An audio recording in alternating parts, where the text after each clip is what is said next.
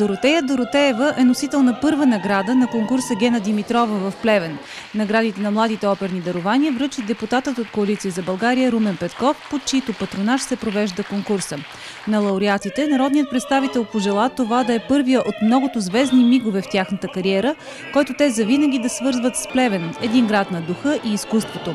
Хората на духа и изкуството от Плевен отбелязаха 24 май със стилен коктейл, организиран от БСП. На него се събраха известни имена в областта на културата, изкуството и образованието, които бяха поздравени от Румен Петков.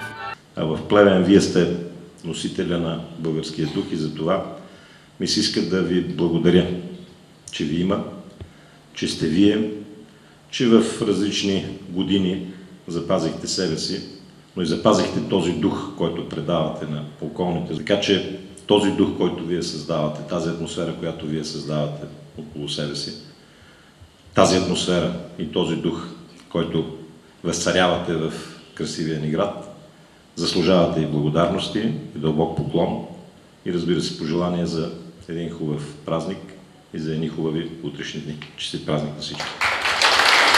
Присъстващите усетиха магията на балетното изкуство, представена от балетна школа при читалище Съгласие.